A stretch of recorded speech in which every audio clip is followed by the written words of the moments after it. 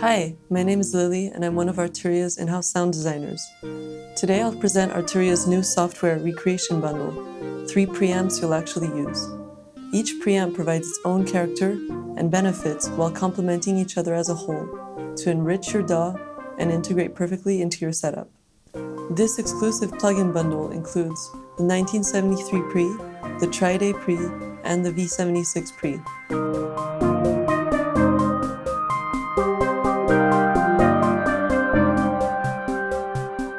So, what is a preamp? As you may know, preamps increase the gain of incoming signals, from microphones and musical instruments to usable levels, which can then be mixed. In the past, preamps would tend to slightly distort the signal, adding a tonal character to the audio they processed, a sort of sonic fingerprint that music producers would become familiar with and start to use in creative ways. Playing back a session that used the Neve 1973 preamps, for example, would give the whole track a harmonically exciting feel. But the subtle nuance and tonal flavor added by a vintage preamp is still widely sought after, as it can have a unique effect on the music you create. So let's look at a couple of examples of what we can do with a preamp. Here we have the V76 Pre and a guitar progression on loop. When we increase the input gain, we can feel the glue and light harmonics generation brought on by the tube. And as we increase even further, there's heavy distortion affected onto the signal.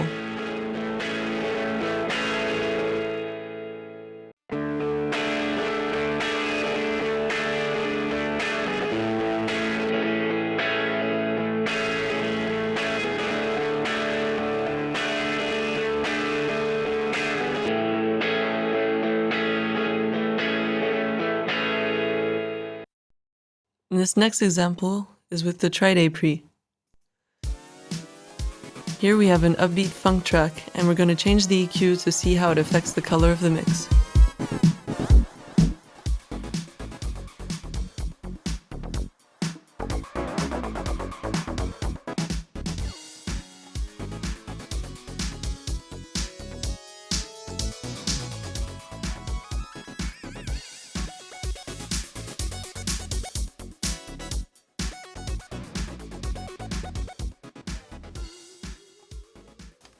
With true analog emulation technology, Arturia combines precise modeling of the electronic schematics and careful signal measurements of selected original units. We traveled the world, visited studios, and spoke to producers and engineers who use these 3 iconic preamps on every project.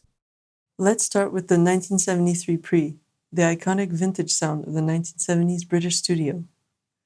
Devised by visionary electronics engineer and pro audio legend Rupert Neve, the 1973 preamp became a reference for the world's top studios and has been used in countless hits.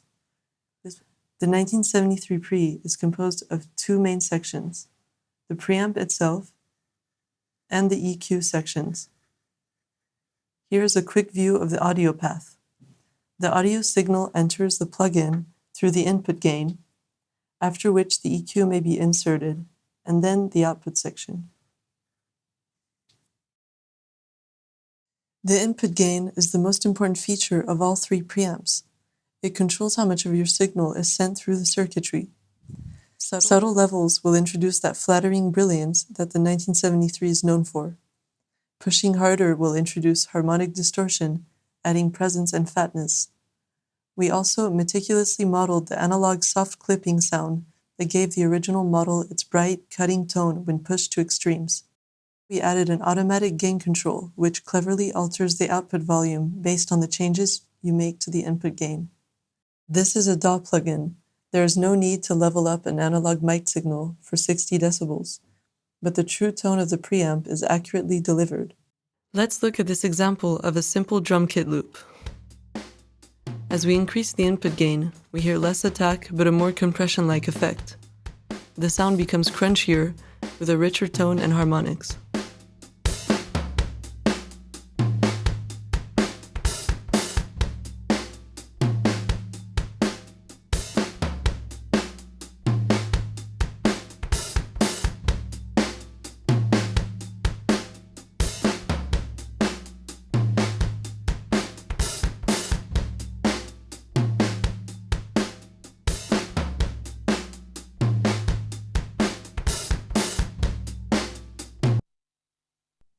Now let's look at the EQ section.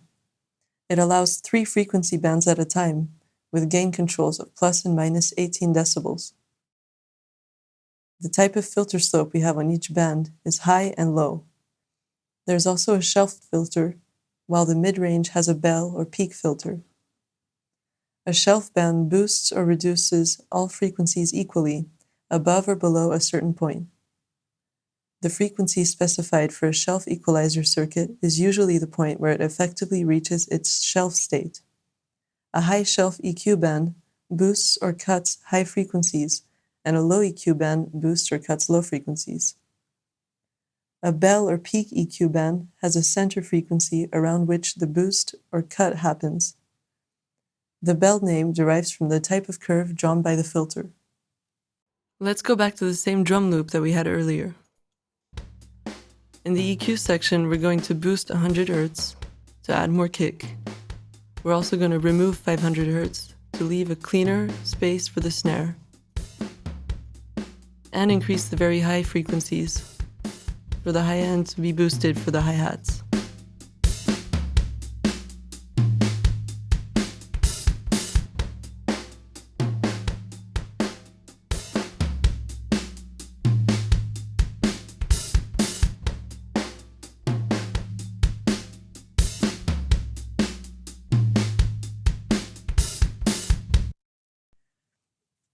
The high-pass filter complements the 3-band EQ.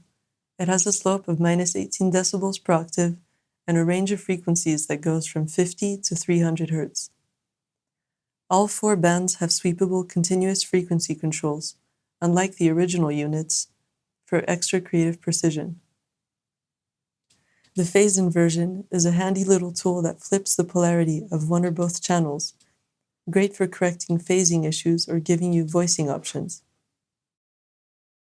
The output section is a fully transparent output trim control to adjust the output signal if necessary. There are switchable transformers that let you choose between the original components and an accurately modeled boutique transformer, so you can easily choose which hardware voicing sounds best on your signal. This is subtle but very nice option indeed. We recommend you take time to carefully test both options on your audio.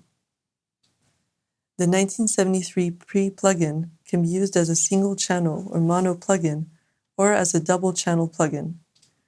When operating in double channel, the plugin has 2 other switches.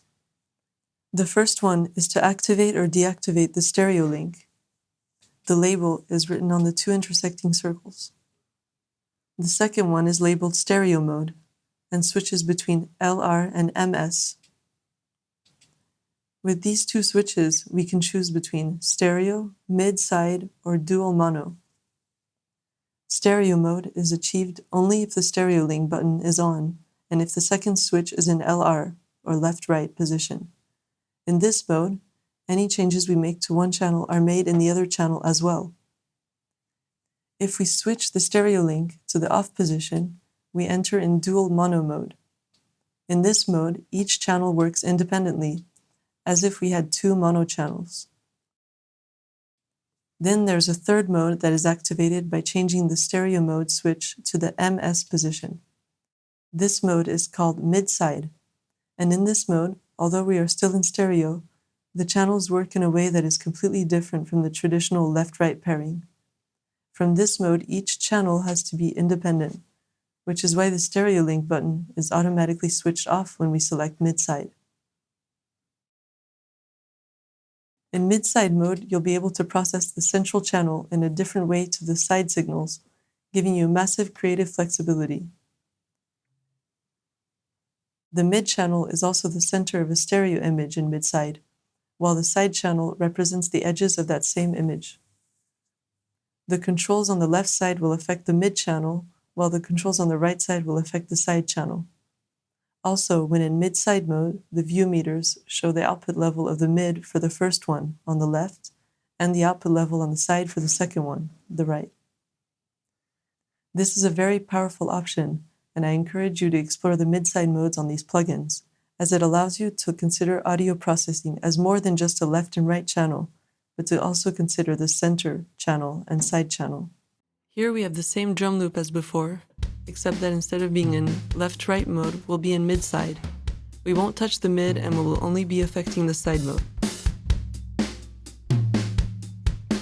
So we're increasing around 500 Hz and high frequencies to have more room and a better ambience and character to the sound. With a low cut that we place at 50 Hz, we'll have a cleaner sound as well. And the gain is at maximum to have more presence, especially in the cymbals.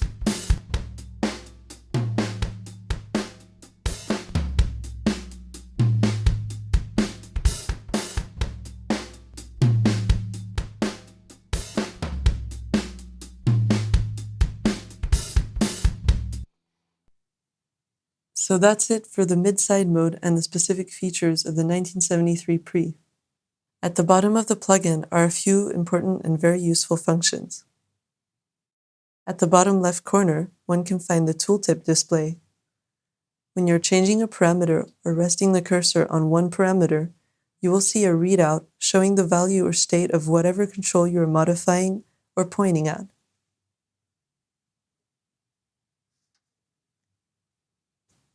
You also have the bypass, the CPU meter, and the view calibration. The 1973 Pre, for example, has 2 view meters, or one when in single channel mode. By clicking this button, we can calibrate their response.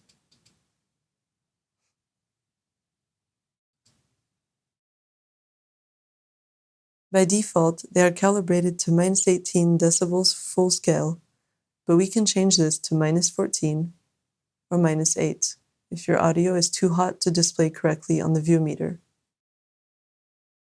Next, we have the TridA-Pre, based on the Trident A-range console that became famous for its gorgeous musical EQ and the lush fullness of the tone it created. The TridA-Pre gives you all the power and features of the Trident A-range, and more. So let's take a look at its different parts and functionalities. Just like on the 1973 Pre, the input knob can be pushed to add whatever tonal flavor you desire, from super subtle overtones to a growling solid-state drive. Let's look at an example. When applied to this good old 909 drum loop, the TridA-Pre gives a nice crunchy edge and heavy distortion when pushed further.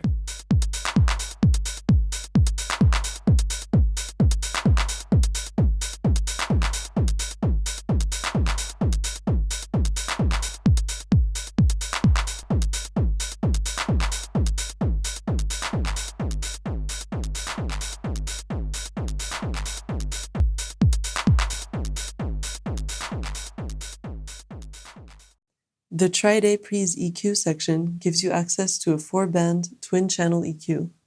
The high, high-mid, low-mid, and low EQ bands have 4 switchable frequencies, calibrated to match the specs of the original Trident console.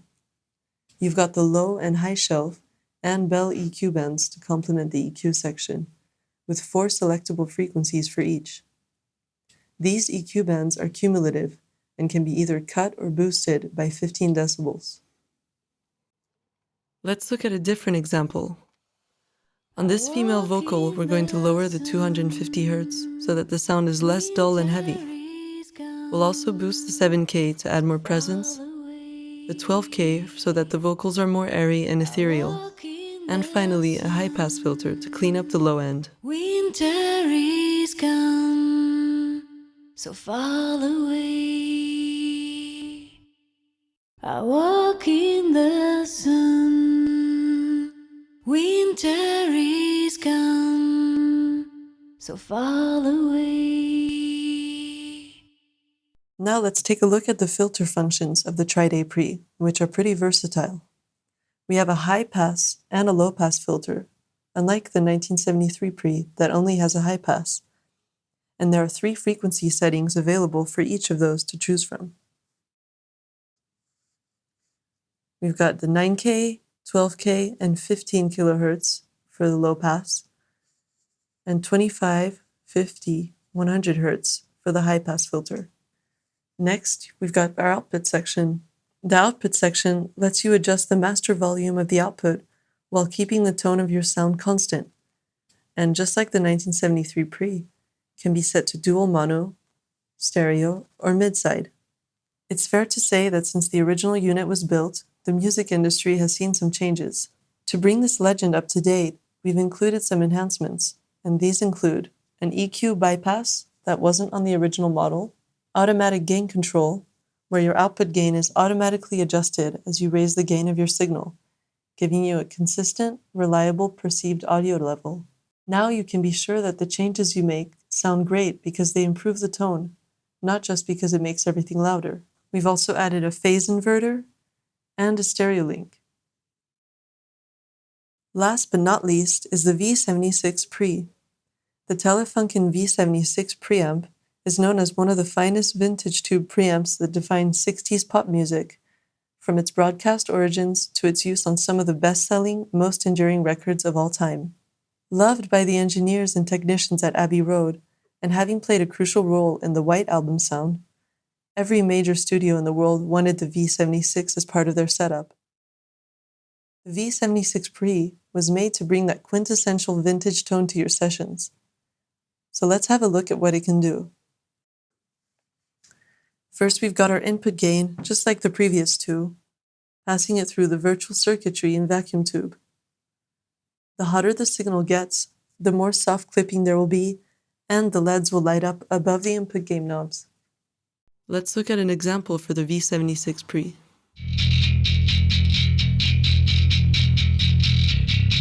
On this electric bass loop, the V76 Pre input gain will add harmonic distortion to the original sound.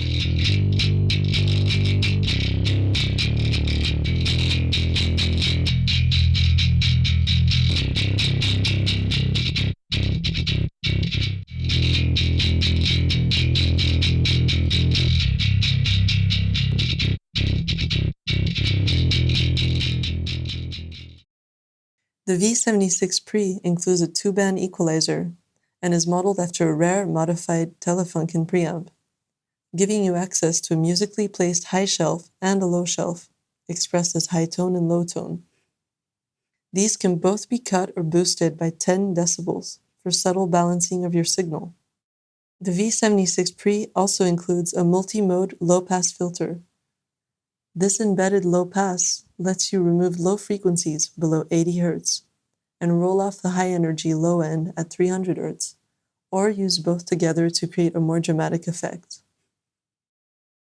The low-pass can also be bypassed, leaving your signal unfiltered, at the setting which is called flat.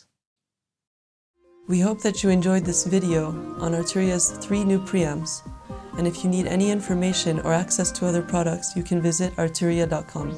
Thank you.